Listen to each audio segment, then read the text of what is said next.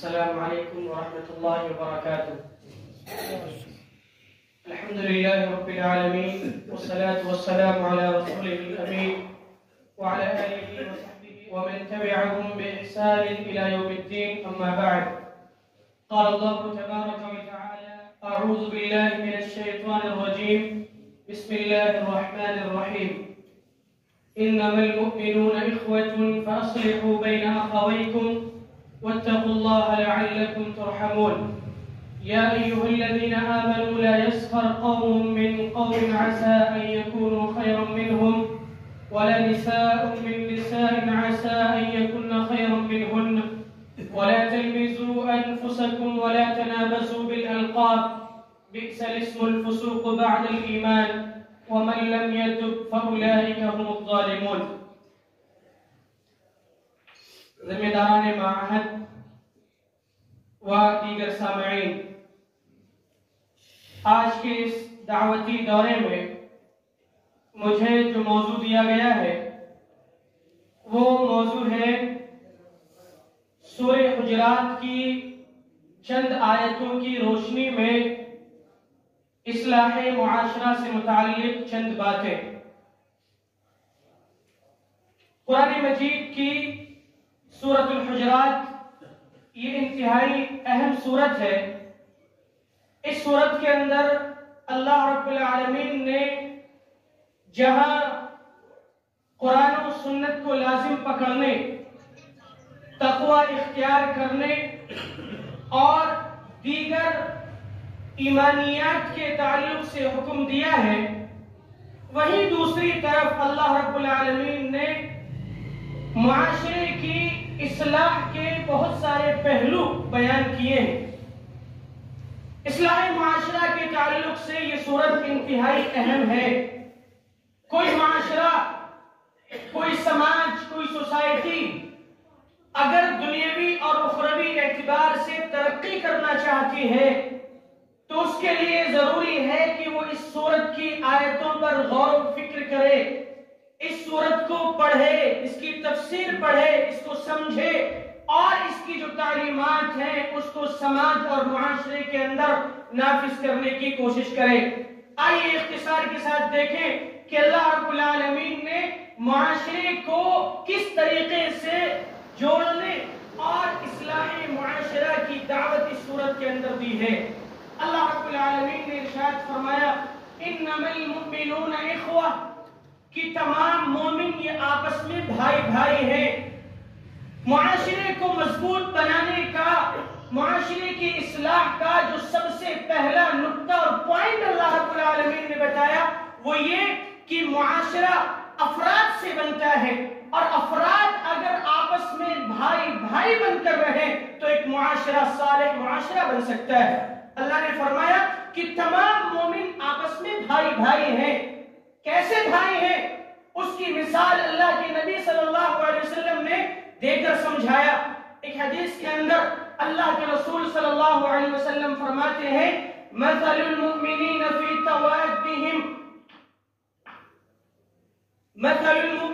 فی توادہم وتراحمهم وتعاطفهم كمثل الجسد الواحد إذا اشتكى منه عضو تداعى له سائر الجسد بالسهر والحمى.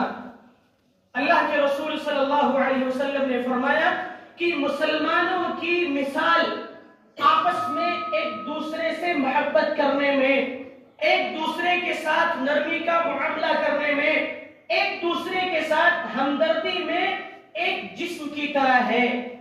یعنی تمام مسلمان آپس میں، تمام مومن آپس میں ایک جسم کی طرح ہے. جسم کے کسی پارٹ، کسی حصے کو اگر کوئی تکلیف پہنچتی ہے، کوئی پریشانی پہنچتی ہے تو پورا جسم تکلیف سے کرا اٹھتا ہے. اس کی تکلیف پورے جسم کو محسوس ہوتی ہے. ایسے ہی ایک معاشرے کی مثال ہے.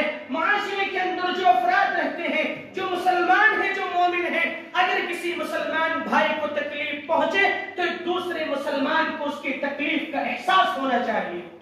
یہ نہیں کہ اگر ہمارا کوئی مسلمان بھائی پریشان ہے تو اس کی پریشانی کو دیکھ کر ہم خوش ہوں. اور آج یہ بہت بڑا المیہ ہے. معاشرے کے افراد کے تعلق سے یہ بات کہی جا سکتی ہے کہ آج لوگ اپنے دکھوں سے اتنا پریشان نہیں ہے جتنا دوسروں کے سکھوں سے پریشان ہے. دکھوں میں ان کے شریک ہونا یہ بہت دور کی بات ہے. انسان کسی کے سکھ نہیں دیکھنا چاہتا. کوئی اگر خوش ہے تو کیوں خوش ہے؟ اگر کوئی خوشحالی میں ہے تو وہ خوشحالی میں کیوں ہے؟ دوسرے لوگوں کو اسی بات کی تکلیف اور ٹینشن ہے. معاشرہ صالح کیسے ہو؟ صالح معاشرے کی، اسلامی معاشرے کی سب سے پہلی بنیاد اور سب سے پہلی کڑی یہ ہے کہ مسلمان آپس میں بھائی بھائی بن کر رہے. ایک حدیث کے اندر اللہ کے رسول صلی اللہ علیہ وسلم نے ارشاد فرمایا المسلم اخو المسلم لا یظلمہ ولا یسلمہ، کہ ایک مسلمان دوسرے مسلمان کا بھائی ہے، وہ نہ اس پر ظلم کرتا ہے اور نہ ظلم کے حوالے کرتا ہے. ایک مسلمان دوسرے مسلمان کو تکلیف نہیں پہنچا سکتا. ایک مسلمان دوسرے مسلمان کو ایک مسلمان دوسرے مسلمان پر ظلم نہیں کر سکتا اور نہ اس پر ظلم ہوتے ہوئے دیکھ سکتا ہے. ایک مسلمان کی حقیقی پہچان ہی یہ ہے کہ اس کی زبان اور اس کے ہاتھ سے دوسرے لوگ اور دوسرے مسلمان محفوظ ہوں. اللہ کے رسول صلی اللہ علیہ وسلم نے فرمایا المسلم من سلم المسلمون من لسانه ويده، کہ کامل مسلمان وہ ہے، سچا مسلمان وہ ہے جس کی زبان اور ہاتھ سے دوسرے مسلمان محفوظ ہوں. اور ایک دوسری روایت میں آپ نے فرمایا المسلم من سلم الناس بلسانه ويده، کہ ایک مسلمان حقیقی مسلمان وہ ہے جس کے ہاتھ اور زبان سے دوسرے لوگ محفوظ ہوں. اگر ہمارے سماج اور معاشرے میں ہمارے ارد گرد غیر مسلمین بھی ہیں، ایک مسلمان کی ذمہ داری ہے کہ وہ ان کو تکلیف نہ پہنچائے. اگر وہ غیر مسلمین مسلمانوں کے لیے خطرہ نہیں ہے، ان کی سوسائٹی کے لیے خطرہ نہیں ہے، تو مسلمان کو یہ اتھارٹی نہیں، یہ حق حاصل نہیں وہ کسی غیر مسلم کو تکلیف پہنچائے. ان کے ساتھ بھی اسلام نے خیر کا معاملہ کرنے اور ان کے ساتھ بھی نیکی کا معاملہ کرنے کی تلقین دی ہے. یہ اسلام کی خوبصورتی اور یہ اس کی پہچان ہے. تو ایک مسلمان ایک دوسرے مسلمان کا بھائی ہوا کرتا ہے. ایک صالح معاشرے کی اور اسلامی معاشرے کی سب سے پہلی بنیاد یہ ہے کہ تمام مومن آپس میں بھائی بھائی بن کر رہیں. اگر مسلمانوں میں کسی وجہ سے کوئی نا اتفاقی ہو جائے، دو مسلمان آپس میں جھگڑا ہو جائے کچھ معاملات کو لے کر، تو تیسرے کی ذمہ داری ہے کہ وہ اپنے دو بھائیوں کے درمیان صلح کرائے. اگر دو بھائی آپس میں لڑ رہے ہیں، جھگڑ رہے ہیں، اختلافات ہیں، تو تیسرے کی ذمہ داری ہے کہ اختلافات کو ختم کرنے کی وہ کوشش کرے. یہ نقطہ بھی پوائنٹ میں انتہائی اہم ہے.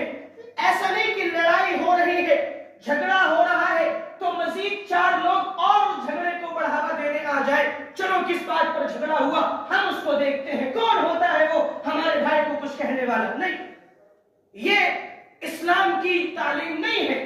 یہ ایک مسلمان کی پہچان نہیں ہے کہ وہ جھگڑا دیکھ کر آستین چڑھا لے اور خود بھی اس جھگڑے میں شریک ہو جائے. بلکہ ایک مسلمان کا کردار ایسے موقع سے یہ ہونا چاہیے. اللہ نے فرمایا فَأَصْلِحُوا بَيْنَ أَخَوَيْكُمْ، اگر آپس میں تمہارے بھائیوں میں کوئی تنازع ہے، کوئی اختلاف ہے، تو تم صلح کا کام کرو، لڑائی جھگڑے کو ختم کرنے کی کوشش کرو، آستین نہ چڑھاؤ.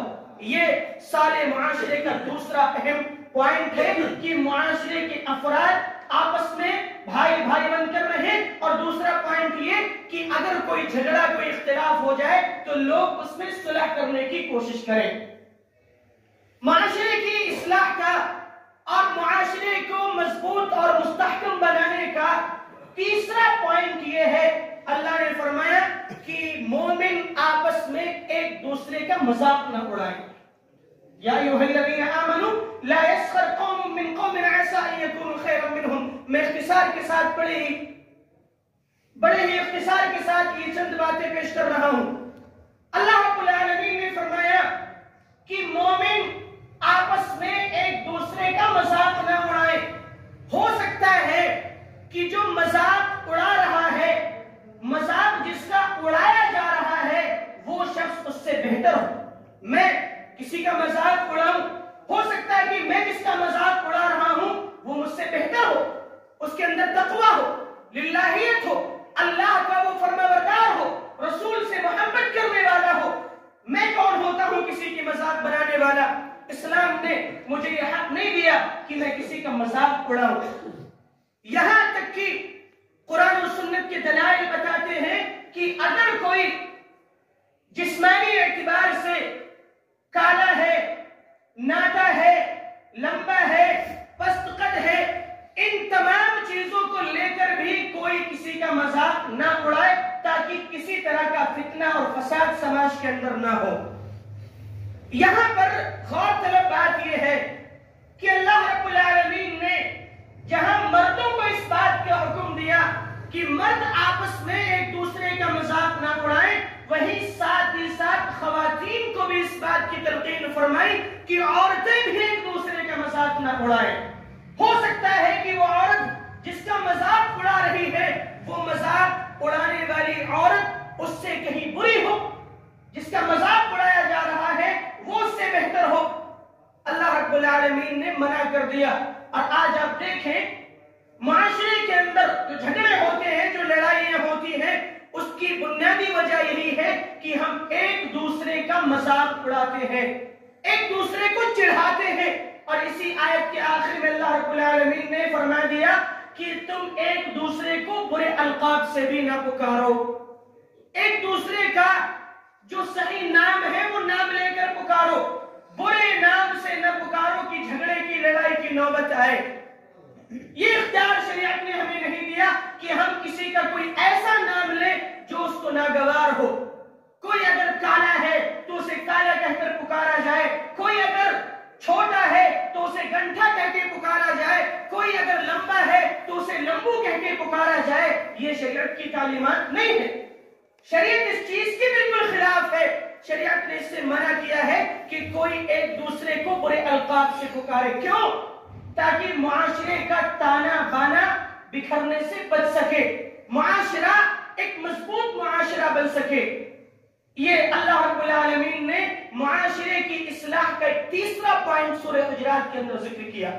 ایک چوتھا پوائنٹ اللہ رب العالمین نے معاشرے کی اصلاح کا یہ بیان کیا، فرمایا یا ایھا الذین آمنوا اجتنبوا کثیرا من الظن ان بعض الظن اثم، کہ اے مومنو تم ایک دوسرے کے تعلق سے بدگمانی سے بچو۔ یہ بدگمانی گناہ ہے، کسی کے تعلق سے بہت جلدی بدگمان ہو جانا یہ ہماری اور آپ کی فطرت بن چکی ہے۔ کسی کو بھی دیکھا اس کے تعلق سے ترنت فوری طور پر کوئی رائے قائم کر دی کہ یہ غلط کر رہا ہوگا، یہ اگر یہاں جا رہا ہے تو کسی غلط کام سے جا رہا ہوگا۔ اگر کوئی اپنی بیوی کے ساتھ، اپنی بہن کے ساتھ، اپنی ماں کے ساتھ بھی جا رہا ہے تو اس کے بارے میں غلط سوچنا ہو سکتا ہے کہ یہ کسی غلط ارادے سے جا رہا ہو۔ شیطان انسان کے اندر اس طرح کے وسوسے اور خیالات پیدا کر دیتا ہے۔ اب یاد کرو اس موقع کو، اللہ کے نبی صلی اللہ علیہ وسلم اعتکاف میں بیٹھے ہوئے ہیں، آپ کی بیوی حضرت صفیہ رضی اللہ تعالی عنہ آپ سے ملاقات کے لیے آئیں، آپ چھوڑنے کے لیے گھر جا رہے تھے، دو صحابہ کرام کا گزر ہوا، وہ دیکھ کر راستہ بدلنے لگے، آپ نے فرمایا علی رسلکم ٹھہرو، بلایا اپنے پاس اور کہا سنو یہ میری بیوی صفیہ ہے۔ صحابہ کرام نے کہا اللہ کے رسول ہم آپ کے تعلق سے کوئی غلط گمان نہیں رکھ سکتے۔ آپ نے فرمایا کہ شیطان انسان کی رگوں میں ایسے دوڑتا ہے جیسے کہ خون دوڑتا ہے۔ ہو سکتا ہے تمہارے ذہن میں کوئی بدگمانی آ جاتی کہ اللہ کے رسول کس خاتون کے ساتھ جا رہے تھے۔ اللہ کے رسول ہے، اس کائنات میں سب سے عظیم مقام اگر کسی کو حاصل ہے تو اللہ رب العالمین کے بعد اللہ کے آخری رسول جناب محمد رسول اللہ صلی اللہ علیہ وسلم کو حاصل ہے۔ آپ نے ان کی اس غلط فہمی کو دور کر دیا، حالانکہ وہ غلط فہمی نہیں تھی، صرف راستہ بدلا تھا انہوں نے۔ اللہ کے رسول صلی اللہ علیہ وسلم نے اس واقعے کے ذریعے اپنی امت کے لوگوں کو یہ پیغام دے دیا کہ کسی کے تعلق سے اتنی جلدی بدگمان نہیں ہوا جاتا، کسی کے تعلق سے کوئی غلط خیال اپنے ذہن میں نہیں لانا چاہیے۔ ایک حدیث میں صاف طور سے اللہ کے رسول نے فرما دیا ایاکم والظن فإن الظن اکذب الحدیث، کہ لوگوں بدگمانی سے بچو. یہ بدگمانی سب سے بڑا جھوٹ ہے. کسی کے تعلق سے برا گمان رکھنا یہ اچھی بات نہیں ہے. انسان اپنے کام سے کام رکھے. دوسروں کے تعلق سے رائے قائم کرنا کہ فلاں ایسا ہے، اور خاص طور سے ابھی یہ سوشل میڈیا کا جو زمانہ ہے، اس زمانے میں لوگ نوجوان بوڑھے بزرگ سبھی خبریں سنتے ہیں. انٹرنیشنل خبریں بھی آج کل یوٹیوب اور واٹس ایپ اور سوشل میڈیا پر موجود ہیں. فوراً یہاں سے بیٹھے بیٹھے سعودی کے ولی عہد پر فرمان جاری کر دیا کہ وہ تو اسلام سے نکل رہا ہے، اسلام سے دور ہٹ رہا ہے. فوراً یہاں سے بیٹھے بیٹھے کسی دوسرے ملک کے پرائم منسٹر پر یا کسی دوسرے ملک کے بادشاہ پر کوئی حکم اور اپنی رائے نافذ کر دی. کیا ہے بھائی؟ اللہ رب العالمین نے آپ کو تو کسی کے اوپر رائے قائم کرنے کا مکلف نہیں بنایا. آپ کیوں کسی کے تعلق سے اتنی جلدی بدگمان ہے؟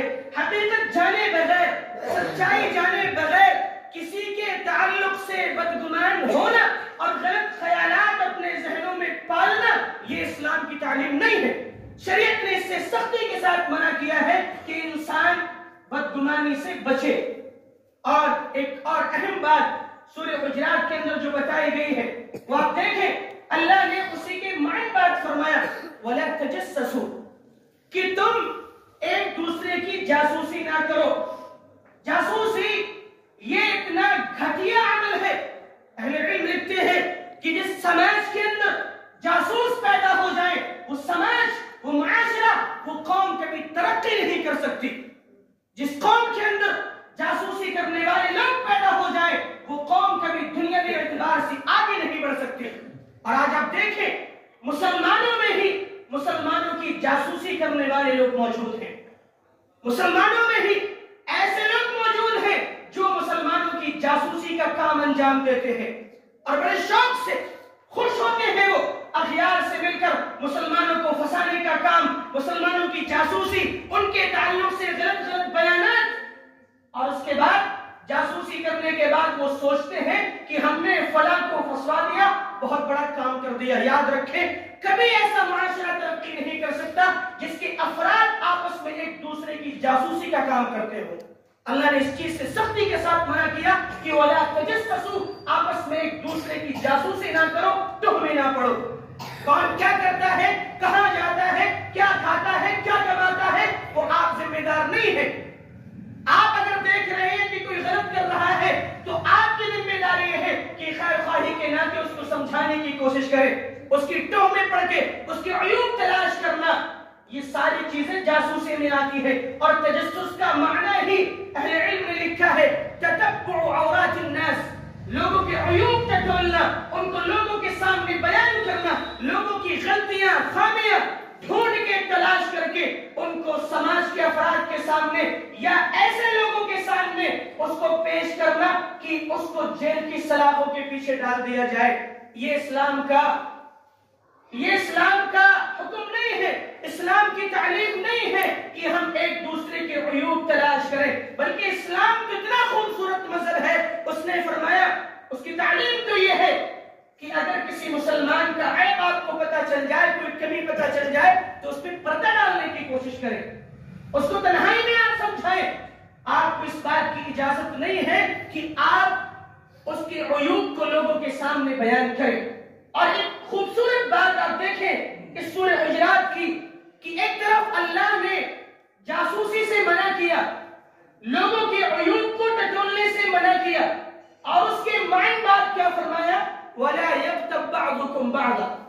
ایک نقطہ یہاں پر یہ سمجھ میں آتا ہے کہ پہلے تو ہمیں دوسروں کے عیوب ٹٹولنے سے منع کیا گیا کہ ہمیں کسی کے عیب ٹٹولنا نہیں ہے، کسی کی ٹوہ میں نہیں پڑنا ہے. بالفرض اگر ہمیں کسی کے عیب پتہ بھی چل جائے، کسی کی کوئی کمی ہمیں معلوم بھی ہو جائے، تو شریعت نے اس کے معنی بعد یہ تعلیم دی کہ ایک دوسرے کی برائی تم ایک دوسرے کے سامنے بیان نہ کرو، غیبت نہ کرو. غیبت کیا ہے؟ ہم لوگ خاص طور سے آج کے اس سماج اور معاشرے میں یہ جو موسم چل رہا ہے، موسم سرما، اس موسم میں جہاں ہمیں فائدہ اٹھانا چاہیے، زیادہ سے وہی دوسری طرف ہماری یہ ذمہ داری بھی ہے کہ ہم دیگر گناہوں سے بچیں. لیکن ہوتا کیا ہے بڑی معذرت کے ساتھ کہ عشاء کی نمازیں ہمارے یہاں 8 بجے 8:30 بجے ہو جاتی ہیں، اس سے مجھے کوئی اعتراض نہیں ہے. لیکن اس کے بعد کیا ہوتا ہے وہ اعتراض کی وجہ ہے اور اعتراض کی جگہ ہے. اس کے بعد لمبی راتیں ہیں، رات کے 10 بجے 11 بجے 11:30 12 بجے تک نوجوان بزرگ بوڑھے چوراہوں پر گلیوں میں دکانوں پر نکڑوں پر چائے خانوں میں بیٹھ کے کیا کرتے ہیں؟ دین کی باتیں تو نہیں کرتے، قرآن و حدیث کی تعلیمات تو عام نہیں کرتے. کیا کرتے ہیں پھر؟ وہ یہی غیبت کے کام کرتے ہیں. انہیں پتہ نہیں چلتا وہ جانے انجانے میں کتنے لوگوں کی برائیاں اور غیبت کر جاتے ہیں. آپ بڑے اچھے سے جانتے ہوں گے اس بات کو کہ ہم 4 لوگ بیٹھے ہوئے ہیں، کسی کا گزر ہوا اس کے بارے میں فوراً ہماری باتیں شروع ہو جاتی ہیں کہ وہ ایسا ہے وہ ویسا ہے، اس نے یہ کمایا اس نے وہ کیا، اس کے خاندان ایسا ہے، اس کے گھر والے ایسے ہیں، اس کی عورتیں ایسی ہیں، اس کے بچے ایسے. کیا ہے یہ سب؟ غیبت ہے. اللہ رب العالمین نے اس چیز سے منع فرمایا کہ ایک دوسرے کی غیبت نہ کریں. اور یاد رکھیں معاشرے کو اگر اچھا بنانا ہے، معاشرے کے افراد کو اچھا بنانا ہے تو ہمیں ان تمام چیزوں کو سامنے رکھنا ہوگا.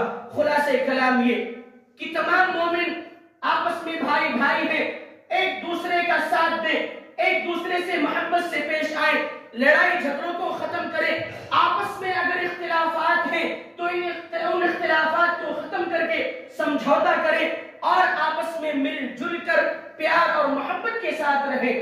اسی طرح دوسرا پیغام یہ ہے کہ ایک دوسرے کے تعلق سے بدگمان نہ ہو، کسی کی ٹوہ میں نہ پڑے، جاسوسی نہ کرے اور اپنے مسلمان بھائیوں کے تعلق سے ہمیشہ اچھا گمان رکھیں، اچھی سوچ اور اچھی فکر پیدا کریں. تیسرا اور آخری پیغام یہ ہے کہ ہم ادھر ادھر خالی اوقات میں بیٹھ کر ایک دوسرے کی برائی نہ کریں، غیبت نہ کریں. یہ زندگی چند روزہ ہے، اس میں جتنی نیکیاں کر لیں اتنا ہی ہمارا فائدہ ہے. اگر راتیں لمبی ہیں تو جلدی سو جائیں، فجر کے وقت اٹھیں، تہجد پڑھیں، گھر والوں کو اٹھائیں، تلاوت قرآن کا ماحول بنائیں، خود بھی اللہ والے بنیں اور گھر والوں کو بھی اللہ والا بننے کی دعوت دیں. کوشش کریں کہ ہمارے گھروں کا ماحول صحیح ہو. گھروں کا اگر ماحول صحیح ہوگا تو معاشرے کا ماحول، سوسائٹی کا ماحول بھی صحیح ہوگا. اب بس اس شعر کے ساتھ میں اپنی بات کو ختم کروں گا. امن و اخوت، عدل و محبت، وحدت کا پرچار کرو. امن و اخوت، عدل و محبت، وحدت کا پرچار کرو. انسانوں کی اس نگری میں انسانوں سے پیار کرو. اللہ رب العالمین ہمیں مل جل کر اتحاد و اتفاق کے ساتھ بھائی بھائی بن کر رہنے کی توفیق عطا فرمائے. آمین. تقبل یا رب العالمین. والسلام علیکم ورحمۃ اللہ وبرکاتہ.